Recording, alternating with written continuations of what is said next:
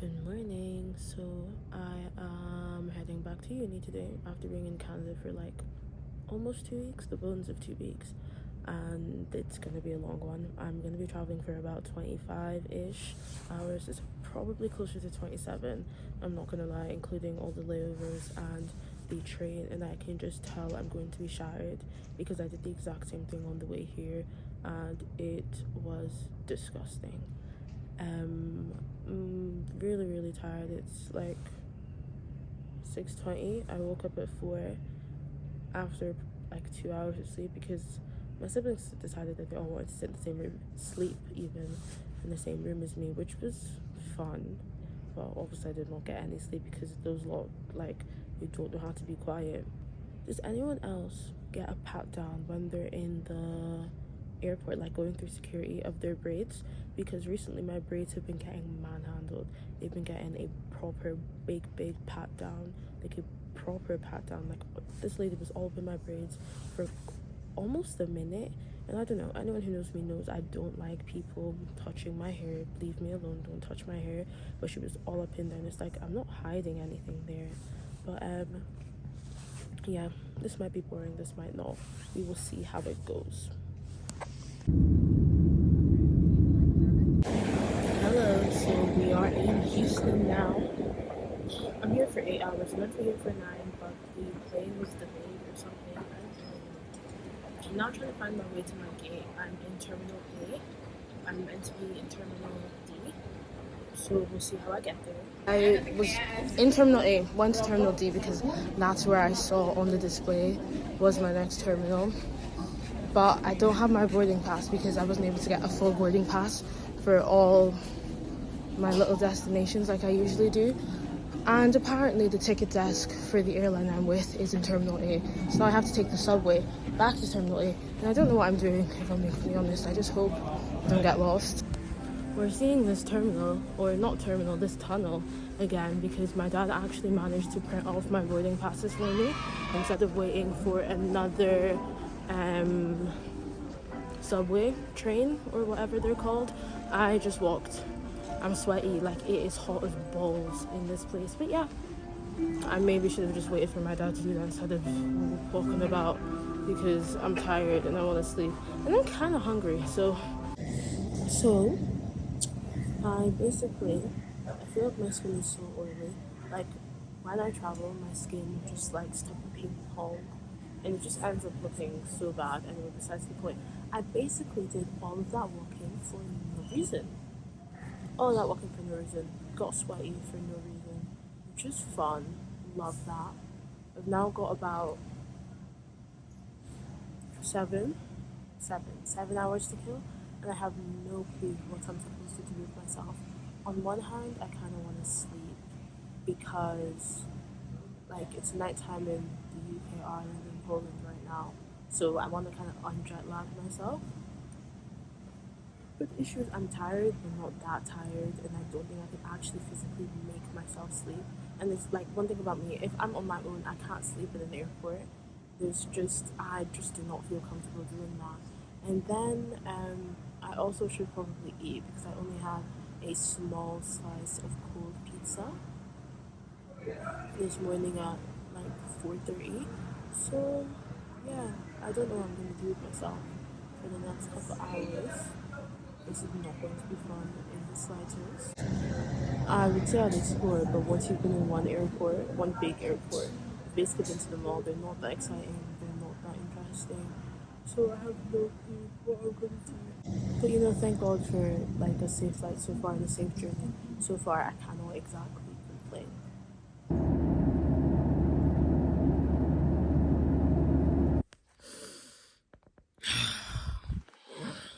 So, can I even talk? Okay, I can talk. I do not sound like I've been asleep. Anyway, getting ahead of myself. I don't sound like I've been asleep at all. I don't look like I've been asleep at all. My eyes are not in the slightest bit red. My face is not the slightest bit puffy. I don't have any eye crust. Like, make it make sense because I've been asleep for Or have I even been asleep? At this point, I don't know. Maybe I just lied to myself. I actually think I've been awake for the better part of an hour already, to be fair, because did I do vaguely remember myself waking up. Maybe, possibly. It's 3:48. I went to bed 11 something. So 12, 1, 2, 3. Like I've been 4, maybe 4 hours. It's probably less than 4 hours, to be honest, been asleep. In case you can't tell, I'm back in my apartment. I'm back in Poland.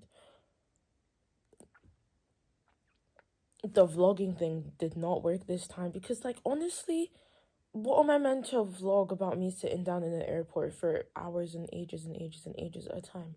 Nothing. Nothing. But bottom line is the jet lag is jet lagging. I really thought like I would be tired. No, I would be tired because I got back and I was tired because you know when you're tired just because of the fact you've been traveling. I was tired because I was traveling. I could tell that I wasn't a tired. I got into bed, finished watching Matilda, which slaps, by the way. Eats. Those kids, they knew what they were doing. They had rent to pay. Rent was due. I don't know what it was, but they were amazing. It was amazing. And I love musicals. So it just, like, it made me so happy. Besides the point, though, because went into bed, started finishing the rest of Matilda, and then I felt myself falling asleep. I powered through to watch the rest of the movie, and I was like, God, thank you so much, because I'm just about to sleep. I'm just about to sleep. And one thing about me is, with when it comes to jet lag and all that kind of thing, I usually just need one really good sleep, and then I will be unjet lagged. I don't know what the opposite word for it is, but I'll be unjet lagged enough to have like function. Like I won't be my body clock won't have adjusted completely, but I'll be unjet lagged enough that it's reasonable enough. But no, no, it's not gonna be tonight. Hopefully it's tomorrow night. And I just don't get sorry, this is just random spiel, but I just don't get why I am not sleepy. I do not understand why I am not sleepy. Like I have not slept for more than what, 5 hours? Probably 4 hours. I've not slept for more than 4.5 to 5 hours in the last what, almost 2 days. From the minute I left my house in Canada to the minute I got here, more than 30 hours between both destinations. I wasn't able to sleep because I mentioned my siblings decided that we were doing a sleepover. I should be tired. I'm not gonna lie, I also feel a headache coming on. So this is just great. This is amazing. I don't get it. I do not understand. I can't remember if I've mentioned this already, but my suitcases didn't come. I put AirTags in them. Funny story about one of the AirTags. One of the AirTags is connected to my house keys.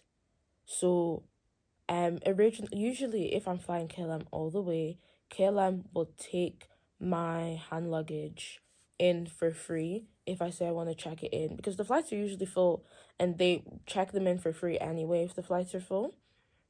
Because one thing about me, if I'm traveling, I only like to have my backpack. I only like to have my backpack.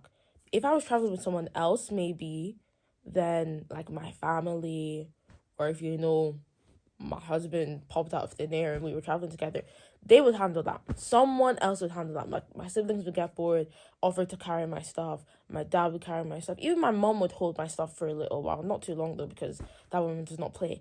But someone else would be holding my stuff and I wouldn't have to deal with 2 bags at a time. So I do not really care about keeping it on me. At this point, maybe I should, because my bags just keep getting lost. This is the third time in the space of less than a year and a half that my bags have just not arrived.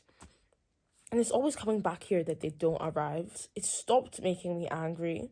What I will say though is that KLM has to run me a big fat check. So back to the keys, or back to the AirTag. One of them is just stuffed into the big bag, but then one of them was attached to my keys, and since they didn't let me. I was flying with WestJet. So they didn't let me check my small bag in initially, and I was like, oh, I'm gonna have to deal with 2 bags, blah blah blah blah. Ew. I got to the gate, an announcement comes on. This flight is full. If you would like to check your another bag in for free, please do so while you're blah blah blah blah blah. So I was like, yes, thank God. I was like, God, you knew exactly what you were doing because I did not want to hold that bag. I did not want to hold that bag. I did not want to be dealing with that bag. So as I was going up to scan my boarding pass and go into the plane, I was like, I'd like to check my bag, please. And they were like, yeah, sure. I do that. And me being me, just being so silly, I have to take my bag with me through, not to the aircraft, but like a couple doors down from the aircraft or something, like close to the aircraft entrance. The AirTag that I always have with me is attached to my keys.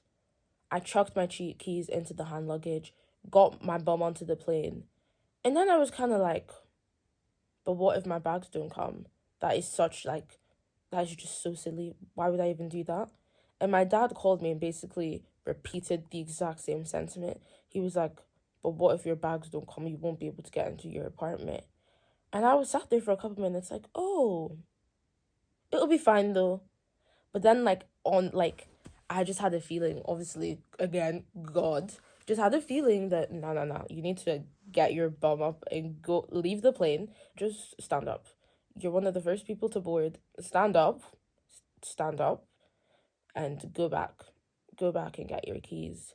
I was kind of like, oh yeah, cool. And thank God as well, there weren't that many people coming in because the second hand, not even second hand, the first hand embarrassment I would have felt coming out being like, oh, I've lost something or I've left some, oh, terrible. If there was heaps of people, there was a lag in boarding, so not many people were coming in. So I very quickly jumped out, went there. I was like, please let my bag be there. Please let my bag be there. Because they could have already taken it down to put into wherever they put the bags. I have no clue.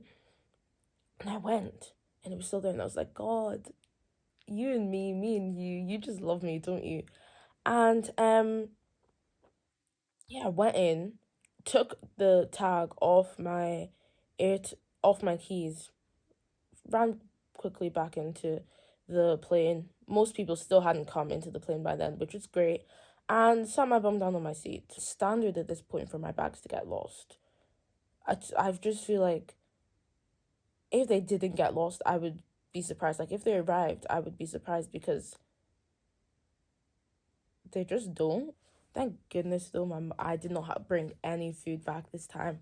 No ayamashi, no jollof rice, no F all, because if that's when I would have been raging. That's when I would have been fuming because there's no way it would have, like, the food would have been able to, it would have all gone bad. And that's when I would have been absolutely fuming. But yeah, that's my little rant. Hope you enjoyed. That's probably the end of this video because, like, what else am I meant to say? Traveling over, I'm home. Yeah. This message is for KLM and KLM only. Run me my bags and run me my check. Because at this point, you're actually just taking the piss. I do not understand why you cannot just deliver my bags to me at the appropriate time. It's making me a bit. Anyway, Happy New Year as well. I don't know why I did not say this at the start of the video. Praying and hoping that this is a good year for everyone. And that we all thrive. Yeah, that's it. Goodbye.